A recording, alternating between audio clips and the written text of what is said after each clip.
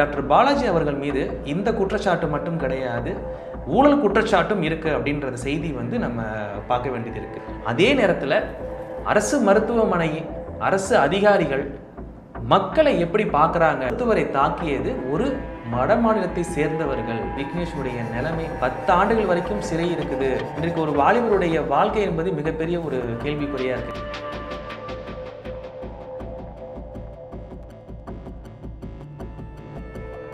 நேயர்களுக்கு அன்பு வணக்கங்கள். நான் உங்கள் தண்டரத்த விளஞ்சேஸ்டின். இன்றைக்கு நாம் எதை குறித்து பேச போகிறோம் அப்படின்னா, கடந்த 24 மணி நேரமாக நீங்களே பார்த்துட்டு இருப்பீங்க செய்திகளில் வரக்கூடிய ஒரு வாலிபர் ஒருவர் மருத்துவரை தாக்கின அந்த ஒரு செய்தியை தான் இன்றைக்கி நம்ம பார்க்க போகிறோம்.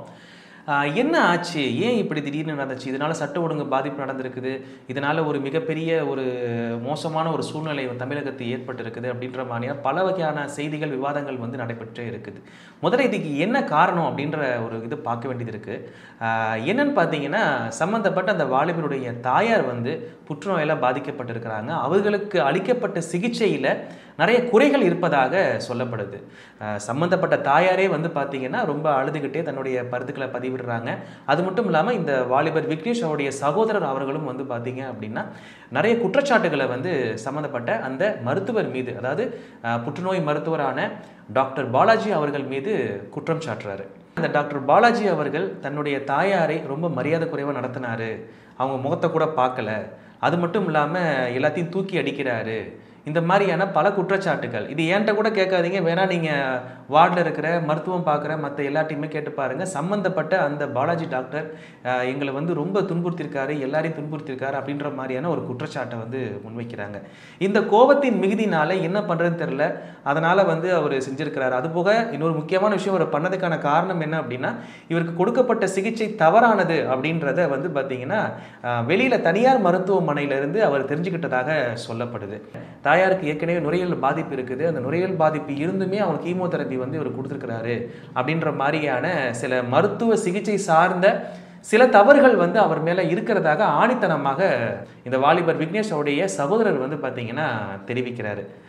முதல்ல நம்மளுக்கே சில விஷயங்கள் நம்ம கிளாரிஃபிகேஷன் பண்ண வேண்டியது இருக்குது. என்ன அப்படின்னா, நாமளே ஒரு அரசு மருத்துவமனைக்கு சிகிச்சைக்காக நம்ம செல்கிறோம் அப்படின்னா அங்கே நம்ம எவ்வாறு நடத்தப்படுறோம் அப்படின்ற ஒரு விஷயம் இருக்குது. எல்லாருக்கும் நல்லா தெரியும், கொஞ்சம் முன்ன பின்ன தான் இருக்கும், மரியாதை குறைவாக சில பேர் பேசுவாங்க, சில பேர் நல்லா மரியாதையாக பேசுவாங்க. இருந்தாலுமே பொதுவான கருத்தாக இலவசமாக பார்க்கக்கூடிய அந்த சிகிச்சைக்கு பார்த்திங்கன்னா மரியாதை இல்லை. டாக்டர்ஸ் எல்லாம் பார்த்திங்கன்னா அந்தளவுக்கு இல்லை. ஏன்னா அந்த சம்மந்தப்பட்ட மருத்துவர்கள் எல்லாருமே அதிக படிப்பு படித்தவங்க, அவர்களுக்கு வெளியில் தனியாக கிளினிக்லாம் எல்லாமே ப்ராக்டிஸ் பண்ணிகிட்டு இருப்பாங்க. இது எல்லாருமே ஊரறிஞ்ச விஷயம். காலை வேளையில் பார்த்திங்கன்னா அரசு மருத்துவமனைக்கு வருவாங்க, அதற்கப்புறம் மத்தியானம் மட்டும் சாயங்காலம் தன்னுடைய கிளினிக்கோ ஹாஸ்பிட்டலோ அங்கே போய் தனியாக அவங்க ப்ராக்டிஸ் பண்ணுவாங்க. இது எல்லாருக்குமே தெரிஞ்ச விஷயம்தான். சரி, இப்போ இந்த டாக்டர் பாலாஜி அவர்கள் மீது இந்த குற்றச்சாட்டு மட்டும் கிடையாது, ஊழல் குற்றச்சாட்டும் இருக்குது அப்படின்ற செய்தி நம்ம பார்க்க வேண்டியது இருக்குது. அரசு தரப்பிலான கொடுக்கப்பட்ட பணத்தை முறைகேடாக அவர் பயன்படுத்தியிருக்கிறாரு அப்படின்ற மாதிரியான ஒரு குற்றச்சாட்டு இருக்குது. இதற்கு விசாரணை பார்த்தீங்கன்னா 14/11/2022, அதாவது இன்றைய தினம் அதற்கு விசாரணை செய்ய போகிறதாக பார்த்தீங்கன்னா செய்திகளும் வந்த வண்ணமாக இருக்குது. என்ன சொல்கிறதுன்னு தெரியல.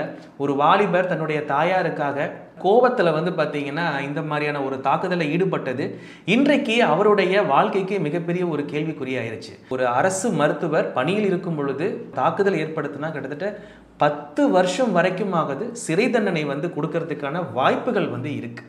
அவரே ஒத்துக்கிட்டார். அவர் போய் எல்லாருமே பிடிக்கிறாங்க. அவர் பாட்டை பார்த்தீங்கன்னா அசால்ட்டாக நடந்து போகிறாரு, மருத்துவரை தாக்கிட்டு நடந்துட்டு போகிறாரு. சில பேர் பதிவு எடுக்கிறாங்க, சுற்றி ஓடுறாங்க, போய் அமுக்குறாங்க.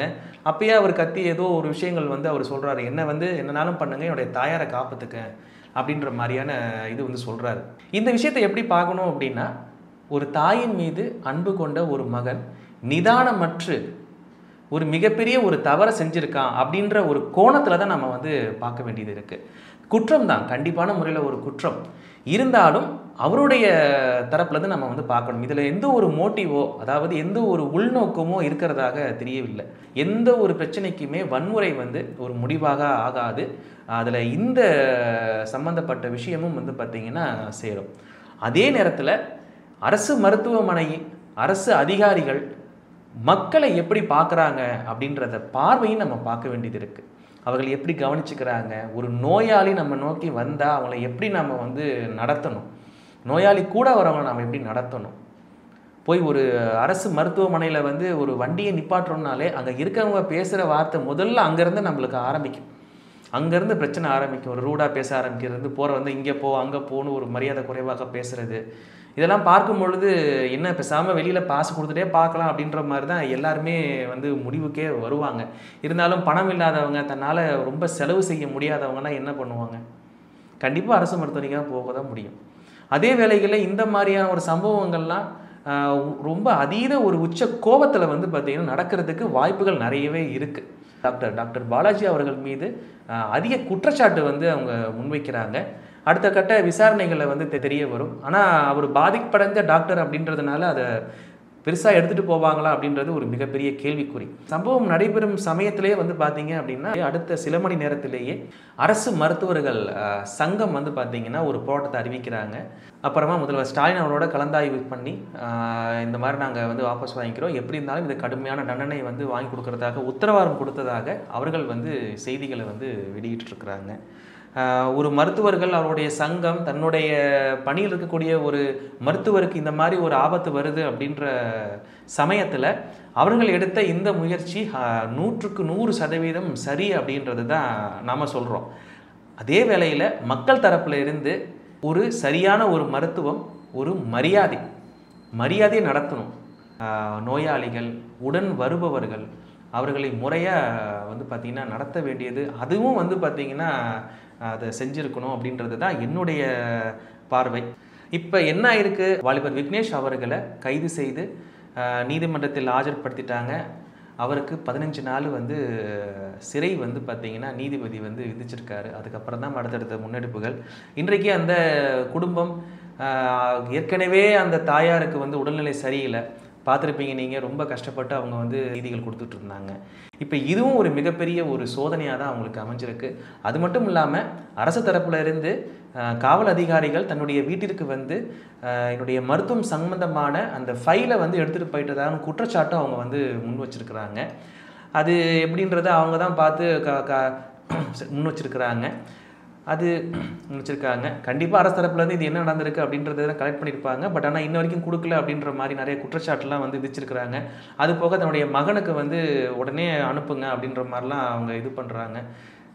அதே போக தன்னுடைய மகனை வந்து திருப்பி வீட்டுக்கு அனுப்புங்க அப்படின்ற மாதிரி ஒரு தாயுடைய அந்த ஒரு சைட்லேருந்து அவங்க வந்து அழுது புலம்புறாங்க. எப்படி இருந்தாலும் இப்போதைக்கு அந்த அந்த வாலிபரால் வீட்டுக்கு செல்ல முடியாது. ஆமாம், ஏன்னா வெளிப்படையாகவே அவரே சொல்லிட்டாரு இந்த மாதிரி நான் தாக்குனது அப்படின்றதுனால மிகவும் குறைவு. இந்த சம்பவம் நடைபெற்ற அந்த சமயத்திலிருந்து கிட்டத்தட்ட ஒரு 6-7 மணி நேரமாக நிறைய செய்திகள் வந்து வெளிவந்தது. அதில் ஒரு முக்கியமான செய்தி என்ன அப்படின்னா, இந்த மருத்துவரை தாக்கியது ஒரு வடமாநிலத்தை சேர்ந்தவர்கள் அப்படின்றத ஒரு செய்தி வந்துச்சு. இந்த செய்தியை நான் சொல்லலை, செய்தி ஊடகங்கள் வாய்ஸ் ஓவரில் சொல்லலை. இந்த செய்தியை சொன்னது தமிழ்நாடு சுகாதாரத்துறை அமைச்சர் மா சுப்பிரமணியம் அவர்கள் வந்து இதை தெரிவிச்சிருக்கிறாங்க. இதை பார்த்துட்டு ஆஹா இது வடமாநிலத்துலேருந்து வந்திருக்கிறாங்களே அப்படின்னு சொல்லிட்டு நிறைய ஒரு ஃப்ளோ வந்து எல்லாருமே பேச ஆரம்பிக்கிறாங்க. ஒரு இதாகுது. அதுக்கப்புறம் அவங்க தாயார் பேட்டி வந்து அதற்கப்புறமாக ஒரு 2-3 மணி நேரம் கழிச்சு தான் வந்து தாயார் பேட்டி உங்கள் சகோதரர் பேட்டியெல்லாம் வரும்பொழுது தெரியுது இவங்க தமிழ்நாடை சேர்ந்தவர்கள், தமிழ் பேசுகிறாங்க, சென்னை பாஷை பேசுகிறாங்கன்றது பார்த்தாலே தெரியுது. எப்படி இந்த ஒரு முன்னுக்கு பின்னான ஒரு முரணான ஒரு செய்திகள் பார்க்க முடியுது? அதுவும் முதல்ல வந்து செய்தியை தன்னுடைய தாயார் வந்து அந்த தாயார் இறந்துட்டதுனால தான் அந்த வாலிபர் கோவப்பட்டு செஞ்சார் அப்படின்ற மாதிரி செய்திகள் வெளிவந்துச்சு. இப்படி இவ்வளோ ஊடகங்கள் இருக்குது, இவ்வளோ மொபைல் ஃபோன் இருக்குது, இவ்வளோ கேமராஸ் இருக்குது. இதையும் தாண்டி எப்படி ஒரு தகவல் தவறாக வருது, அதுவும் எடுத்த சில மணி நேரங்களே வருது அப்படின்றத என்ன சொல்கிறதுன்னு தெரியல. ஏன்னா இதை வச்சு அடுத்த கட்ட எல்லாருமே பேச்சுவார்த்தைகள் எல்லாமே ஓட ஆரம்பிக்குது. நாமளே வந்து பார்த்தீங்க அப்படின்னா கொஞ்சம் நீண்ட நேரம் எடுத்துக்க வேண்டியதாக சூழ்நிலை இருந்தது. காரணம் மாறி மாறி செய்திகள் வருது. முடிஞ்ச அளவுக்கு நம்ம பேசக்கூடிய விஷயங்களை தரவுகளை வந்து பார்த்திங்கன்னா சரிபார்த்து அதை கொண்டு போய் சேர்க்கணும். அதில் வந்து ஒரு நிறை குறைகள் இருக்கலாமே ஒழிய மிகப்பெரிய ஒரு தவறு இருக்கக்கூடாது அப்படின்றத வந்து நம்ம முக்கியமாக நம்ம வந்து பார்க்குறோம். இன்றைக்கு அந்த வாலிபர் விக்னேஷனுடைய நிலைமை 10 ஆண்டுகள் வரைக்கும் சிறை இருக்குது அப்படின்ற மாதிரியான செய்திகள்லாம் வெளிவந்துட்டு இருக்கு.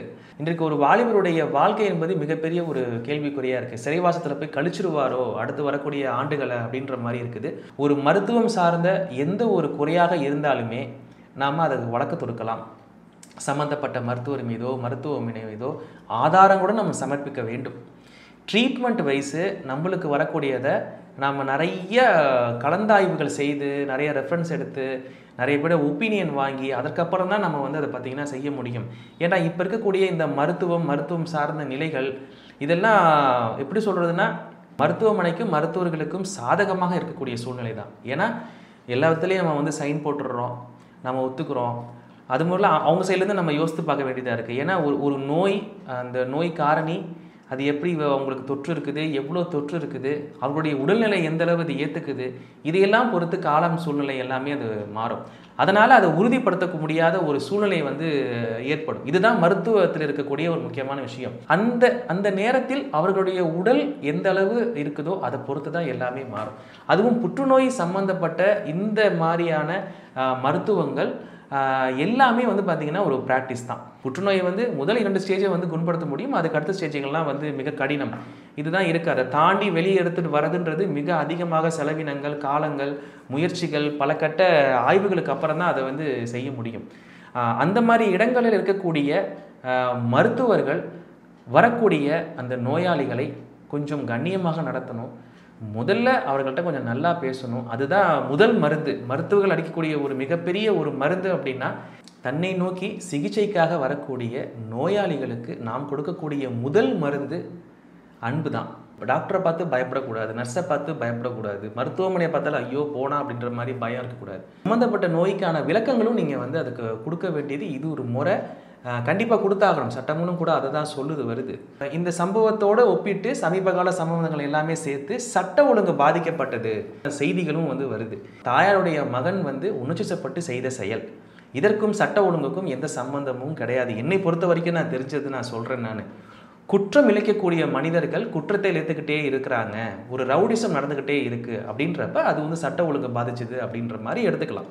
2 தினங்களுக்கு முன்னாடி மாமூல் தரலை அப்படின்னு சொல்லிட்டு ஒரு பெண்ணை வந்து தாக்கி கொலை செஞ்சுருக்கிறாங்க. இது முக்கியமாக பார்க்கணும். இங்கே சட்டம் ஒழுங்கு அப்படின்றது கண்டிப்பாக கேள்விக்குறியாக இருக்குன்றத ஆணித்தரமாக பதிவு செய்ய வேண்டும். அதே இது வந்து பார்த்திங்கன்னா இந்த சம்பவம் ஒரு வாலிபர் மருத்துவரை தாக்கினான்ற அந்த ஒரு செய்தி சட்ட ஒழுங்குக்கும் அதற்கும் சம்பந்தம் இருக்கிற மாதிரி எனக்கு தெரியல. என்னுடைய சைட்லேருந்து தவறு இருந்துச்சுன்னா நீங்கள் குறிப்பிட்டு சொல்லுங்கள். வேறு நிகழ்ச்சியில் நம்ம வந்து சந்திக்கலாம். சமூகத்தில் நடக்கக்கூடிய ஒரு முக்கியமான பிரச்சனைகள் சம்பந்தமாக நம்ம விவாதிக்கலாம். நன்றி, வாழ்த்துக்களுடன் ஜஸ்டின் ஆண்டோ.